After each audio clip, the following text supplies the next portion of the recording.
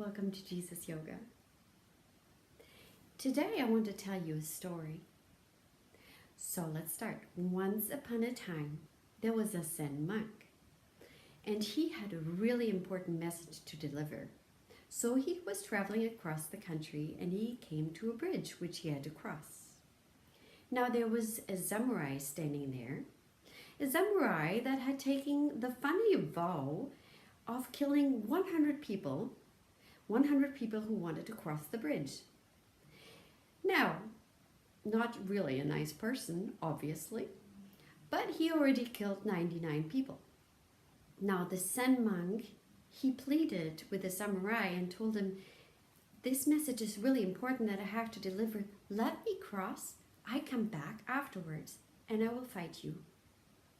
So the samurai wasn't sure for really if you let him go, if he would really come back. He was really suspicious, but actually he did let them go.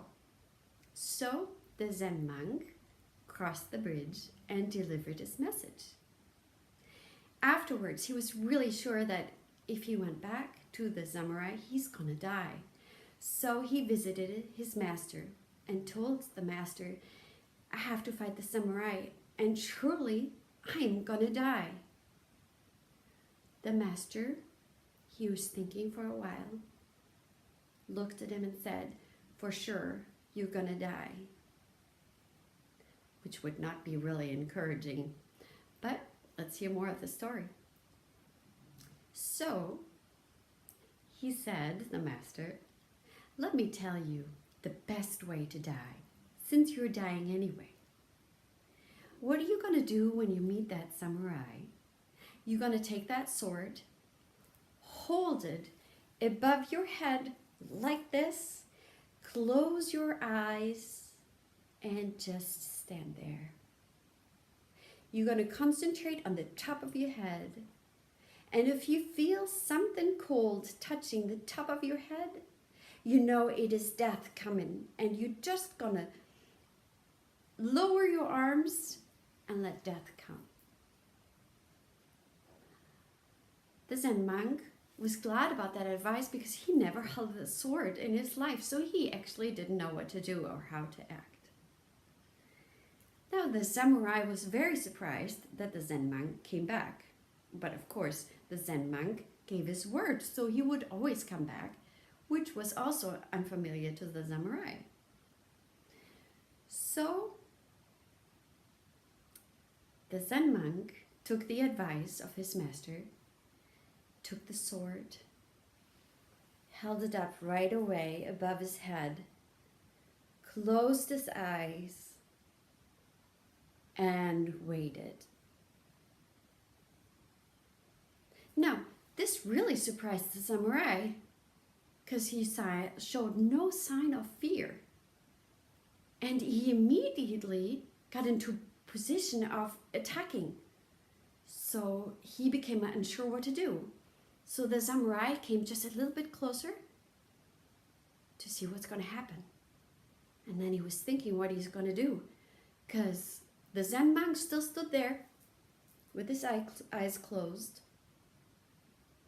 So the samurai became really unsure, and he thought, man, this is unusual. Maybe this monk is really a master fighter because he has no fear. So maybe if I flinch now, I'm gonna die. So what am I gonna do? What am I gonna do? And he was standing there thinking about it, what he's gonna do.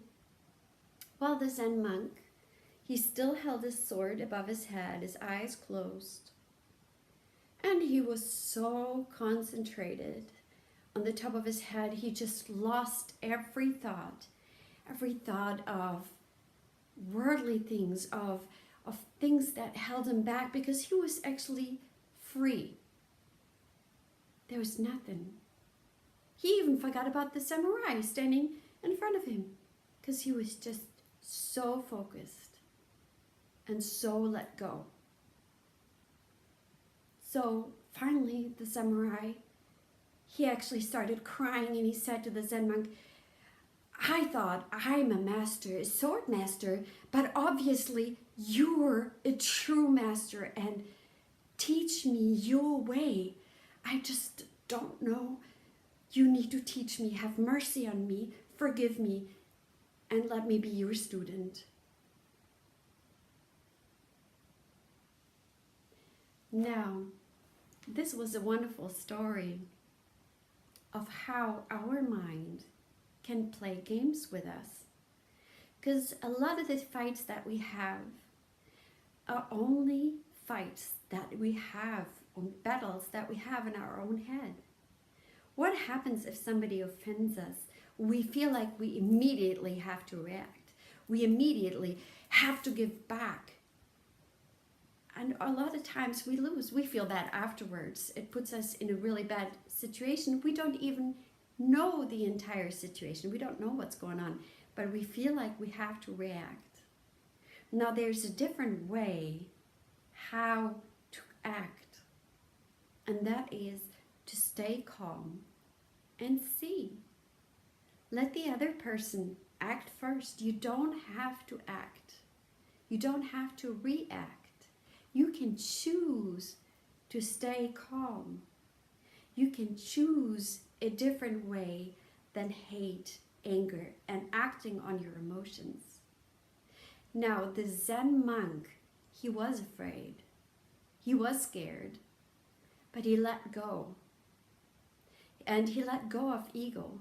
Because what would have happened if the Zen monk, having the sword for the first time in his life, and if you ever held a sword, it's pretty heavy, if he had attacked the samurai right away, trying to attack or just to defend himself, he would have died for sure.